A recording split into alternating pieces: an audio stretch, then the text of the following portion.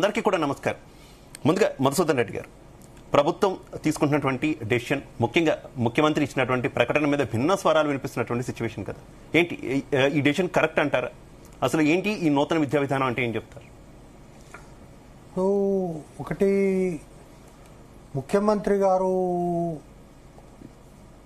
ముఖ్యమంత్రిగా బాధ్యతలు చేపట్టిన తర్వాత విద్యాశాఖను నేనే నిర్వహిస్తా అని చెప్పడము, విద్యా వ్యవస్థ ద్వారానే సమాజం మారుతుందనేటటువంటి ఫిలాసఫీ చెప్పడము, అనేక సందర్భాల్లో విద్యా వ్యవస్థ గురించి ఆయన మాట్లాడడము, ఇవన్నీ కూడా చూస్తున్నాం.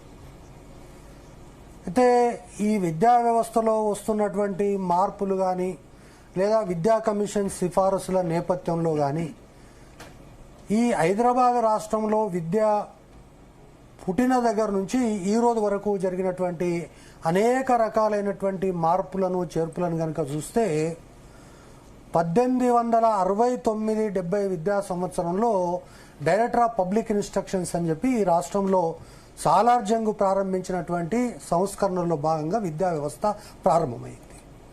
తర్వాత 2014 వరకు విద్యా విధానంలో అనేక మార్పులు వచ్చాయి. కేజీ నుంచి పీజీ వరకు ఉచిత విద్య అన్నారు.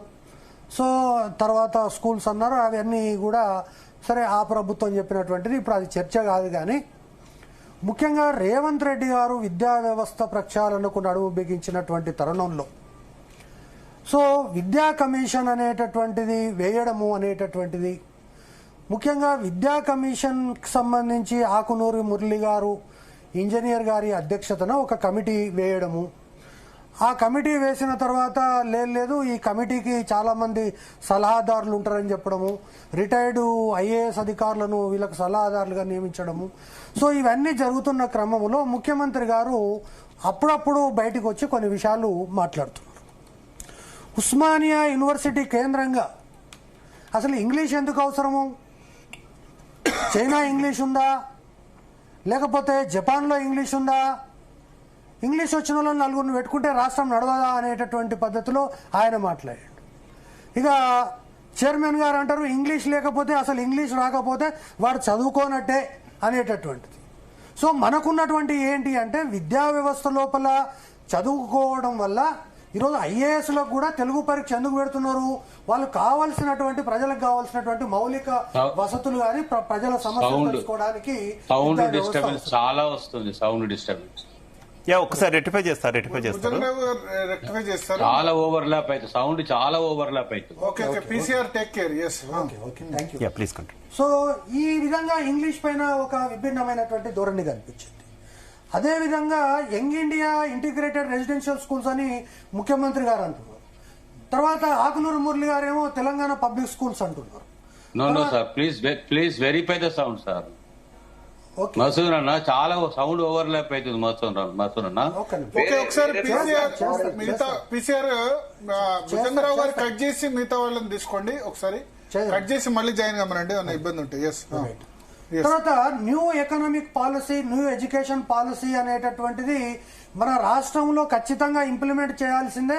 There is no other alternative అని state council of higher education chairman గారు బల్లగుద్ది చెప్తున్నారు. ఈయనేమో న్యూ ఎడ్యుకేషన్ ప్రస్తావన, దాంట్లో ఏదో ఒకటో రెండో ప్రీ ఎడ్యుకేషన్ అంటే చైల్డ్ ఎడ్యుకేషన్ తప్ప ఎల్కేజీ, యూకేజీ, నర్సరీ తప్ప మిగతా విషయాలకు పోలేదు. తర్వాత ఈరోజు రాష్ట్రంలో కానీ దేశంలో కానీ అన్ని రాష్ట్రాల్లో 10th ఎగ్జామ్స్ ఉన్నాయి. మరి ఈరోజు 10th ఎగ్జామ్స్ రద్దు చేస్తాను. మరి ముఖ్యమంత్రి ఎక్కువనా లేదా తెలంగాణ ఎడ్యుకేషన్ కమిషన్ కు సంబంధించిన ఓఎస్డీ ఎక్కువనా? నాకు అర్థం కాలే. నేను అన్ని పుస్తకాలు చదివితే నాకు ఎక్కడ దొరకలే. ముఖ్యమంత్రి ప్రకటించిన 5 నిమిషాలకే మేము అటువంటి ప్రతిపాదన చేయలేదు, ముఖ్యమంత్రి తెలియకుండా ఆ విషయం మాట్లాడు అన్నట్టుగా ఓఎస్డీ గారు చెప్తా ఉన్నారు. అంటే ఇక్కడ ఏమి జరుగుతుంది? కేశవరావు ఎవరు? ఆకునూరు మురళి ఎవరు? ఇక్కడ ఒక పాయింట్ అంటే ముఖ్యమంత్రి చిట్ చాట్ లో భాగంగా అన్నారు 10th ఎగ్జామ్స్ ఉండవు. ఎడ్యుకేషన్ సెక్రటరీ ఎవరు? తర్వాత విద్యా వ్యవస్థ లోపల ఈరోజు సుబ్బారావు గారు కానీ లేకపోతే అనేక మంది రిటైర్డ్ ఐఏఎస్లను తీసుకున్నారు. తర్వాత చాలా మంది ఎడ్యుకేషనిస్టులను, ఉదాహరణకు హరగోపాల్ లాంటి వాళ్ళను అన్నారు. అసలు ఈ యొక్క విద్యా విధానం అనేటటువంటిది తెలంగాణ ప్రభుత్వం ఏం చేయదలుచుకున్నది? ముఖ్యమంత్రి గారు చిట్ చాట్లో 100 మాట్లాడొచ్చు, కానీ ఒక బాధ్యత కలిగినటువంటి ముఖ్యమంత్రిగా అసెంబ్లీలో ఒక చర్చ జరిగినప్పుడు, ఒక బిల్లు పెట్టినప్పుడు బిల్లు యొక్క ఉద్దేశం ఏంటి, దీనివల్ల నష్టం ఏంటి, లాభం ఏంటి అనేటటువంటిది స్పష్టంగా చెప్తారు. 10th క్లాసు పరీక్షలను రద్దు చేయడానికి మీకు ఏ కమిటీ సిఫారసు చేసింది? 10th క్లాసు పరీక్షల వల్ల ఇబ్బందులు పడుతున్నటువంటి విద్యార్థులు ఎవరు, తల్లిదండ్రులు ఎవరు? ఇప్పటికే విద్యా వ్యవస్థ లోపల ఒక ఏది ఆరోపణల పర్వం నడుస్తున్నది. ప్రైమరీ స్కూల్, హై స్కూల్ టీచర్లు వాళ్ళు సరిగ్గా పాఠాలు చెప్పలేదు అంటున్నారు. జూనియర్ కాలేజ్ వాళ్ళు, హై స్కూల్ వాళ్ళు పాఠాలు చెప్పలేదు అంటున్నారు. డిగ్రీ కాలేజీకి వెళ్తే వాళ్ళు పాఠాలు చెప్పలేదు అంటున్నారు. నేను ఏమంటున్నా అంటే బహుశా ఎడ్యుకేషన్ కమిషన్ మెంబర్ కూడా ఈ యొక్క చర్చలో ఉండొచ్చు, కానీ నాకు తెలిసినంత వరకు విద్యా కమిషన్ రిపోర్ట్ అనేటటువంటిది ఖచ్చితంగా ఇది మూసిలో పడేయడానికి ఉపయోగపడతా తప్ప 5 పైసలు కూడా ఉపయోగపడదని చెప్పి నేను మాట్లాడుతున్నా. ఎందుకు మాట్లాడుతున్నా అంటే ఒకవైపు టీచర్లనేమో లేదు టీచర్లంతా కూడా ఒకవేళ వాళ్ళకు రెగ్యులర్ ఉద్యోగాలు ఇస్తే వాళ్ళు లెథర్జీకి అవుతారు, కాబట్టి మీరు కాంట్రాక్ట్ వాళ్ళ ద్వారా నడపండి అంటున్నారు. మళ్ళీ ఒకవైపు డిగ్రీ కాలేజీల్లో, యూనివర్సిటీల్లో కాంట్రాక్ట్ వ్యవస్థ ఉంది కాబట్టి అది తీసేయండి అంటున్నారు. తర్వాత ఎవరు అడిగినారు నిన్ను ఇంటర్మీడియట్ విద్యా వ్యవస్థను స్కూల్ ఎడ్యుకేషన్లో కలుపమని?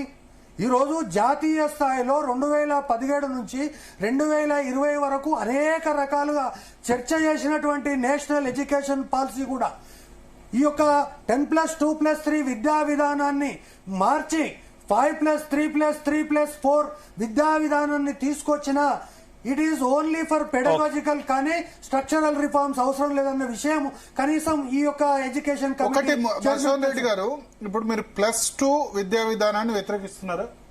+2 విద్యా విధానం కొనసాగాలని కోరుతున్నా నేను. +2 విద్యా విధానము గనక ఈ రాష్ట్రంలో తీసేస్తే పివి నరసింహారావును అవమానించినట్టే. చాలా రాష్ట్రాల్లో లేదు కదా. పివి నరసింహారావు కాలి గోటికి కూడా సరిపోయినటువంటి విద్యావేత్తలు ఏ విధంగా +2 విద్యా వ్యవస్థను రద్దు చేస్తున్నారు? +2 విద్యా వ్యవస్థను రద్దు చేయమని ఏ తల్లిదండ్రులు కోరినరు, ఏ విద్యార్థులు కోరినరు? ఈ రోజు all India level commission report ఇచ్చింది కదా. అరే విద్యా కమిషన్ కు ఏం తెలుసా అండి? విద్యా కమిషన్ అనేటటువంటిది సిబిఎస్ఈ లో ఉంది కదా. ఇప్పుడు ఏమంటుందండి? సిబిఎస్ఈ లో ఉంది.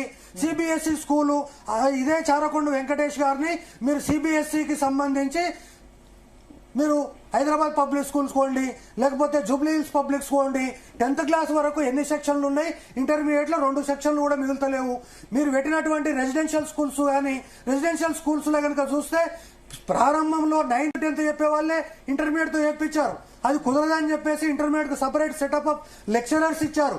ఆ తర్వాత అది కూడా సరిపోదని చెప్పేసి ఇంటర్మీడియట్ స్థాయిలో ప్రత్యేకమైనటువంటి ఎక్సలెన్సీ సెంటర్ పెట్టి, ఈ విధంగా గచ్చిబౌలిలో ఎక్సలెన్స్ సెంటర్ పెట్టి ఈరోజు దేశవ్యాప్తంగా ఐఐటీల్లో కానీ, ఎన్ఐటీల్లో కానీ, లేకపోతే నీట్లో కానీ ఈరోజు 2 తెలుగు రాష్ట్రాల నుంచి ఉన్నతమైనటువంటి ఫలితాలు సాధిస్తున్నటువంటి పరిస్థితులలో ఈరోజు పరిస్థితులు మారి organic chemistry, inorganic chemistry, physical chemistry మారినటువంటి పరిస్థితులలో నేను 9th నుంచి 12th వరకు ఒకరితోనే చెప్పిస్తా, ₹1,00,000 చదువు 50,000కే ఇస్తా, 48,000కే ఇస్తా అనేటటువంటి పరిస్థితి ఉంది.